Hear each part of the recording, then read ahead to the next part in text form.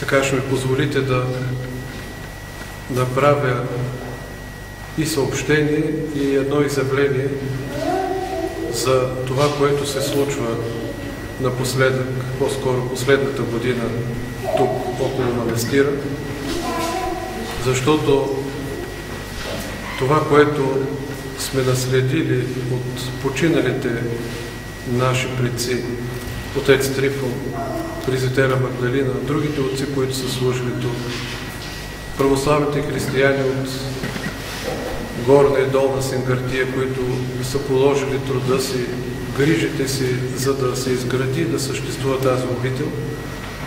Длъжни сме да пазим тази обител и заради тях, заради техните усилия да се съгради, да се съхрани, и то в много по-трудни условия от тези, в които днес живеем. В днешно време, за съжаление, се наблюдава отношение към манастира, което е смущаващо и не подобава да бъде такова и към манастира, и към тези хора, които са живели с мисълта и с грижата за манастира. Знаете, че тук пред манастира, в непосредствена близост, се строи една сграда.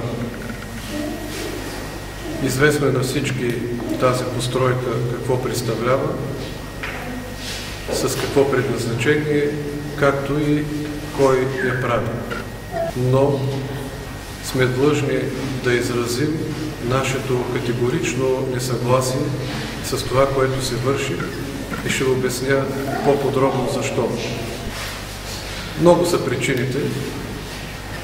Българската православна църква има свой действащ устав.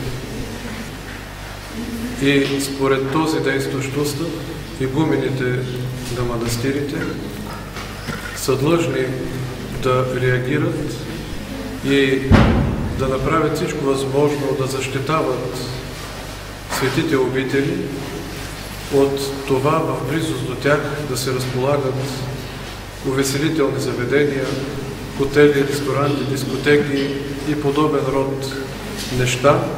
Посочена е и някаква граница все пак на пустиня, и това е близост по-малко от 500 метра.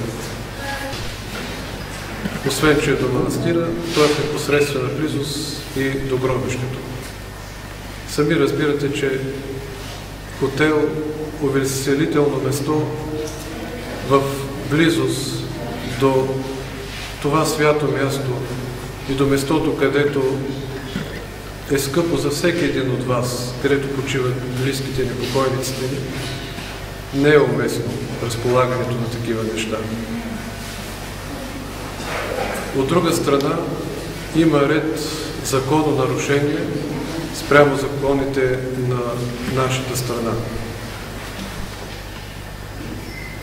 Най-напред, това е имот, който, предполагам, много от вас помнят и могат да свидетелстват за това нещо, е бил в териториите, които са били собственост на манастира, още откакто е изграден манастира. Разбира се, с течението на времето, там преминава път, който по-пряко да свързва с манастира. Още докато беше жив отец Трифон, Бог да го прости, подаде заявление в поземлена комисия тогава за възстановяване имотите на манастира. Поземлената комисия реши в реални граници, че могат и трябва да бъдат възстановени. Това е писмен документ. Това место специално, където изникна тази постройка, трябваше да бъде също присъединено към териториите на манастира, и още повече, че този имот се водеше от фонда общински незаявени имоти, и всички тези неща, които се случват с такъв имот, трябва да стават с решение на Общински съвет, но се яви човек, който с измама прояви претенции, взе това место. Освен това, манастирът е съсед на това, което там се строи и по закон ние имаме право, а и тези, които извършват това строителство, са длъжни да ни уведомят за своите намерения.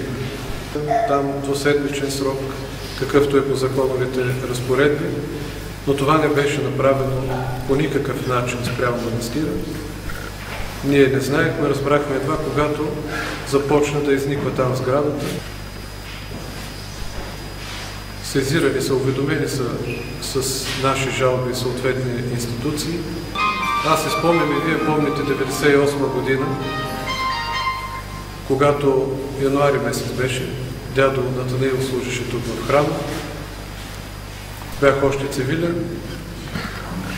Помня, тогава бяхте се събрали пак на службата, за да изразите вашето несъгласие и по-скоро вашите страхове и несигурност относно бъдещето на манастира. Това да ви кажа, за нас беше и радостно, че местните хора имат такъв страх и грижа за светинята. Разбираемо беше всичко това, което проявихте, когато трябваше отец Георги да бъде преместен да служи в Гоце Делчев. Дядо Григорий пое тогава тук манастира и така се постепенно създаде братството.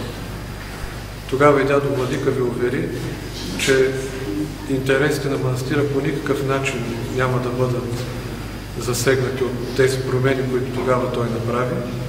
Напротив, всичко това се прави за полза на манастира, за неговото съграждане, доизграждане, разширяване и развитие. Искам да ви кажа, че няма да изменим и на онова, което тогава сме предприели, и да знаете за бъдеще всички, които имат някакви недобри намерения спрямо манастира, че църквата не е наша собственост, тя е Божия. И всички трябва да се съобразяваме с това и да проявяваме грижа така, че да може да дадем пред Господ, който е Господар и на храмовете, на манастирите и на нашите души, да дадем достоен отговор за това, как сме защитили, как сме запазили своите светини, които Господ ни е дарувал, да се ползваме от тях, в тях с Божията благодат. Защото това, което се извършва, съм сигурен, че не е в полза на манастира, а изцяло в частни интереси, ползвайки обаче името, мястото, посетителите на манастира, въобще паразитирайки върху манастира.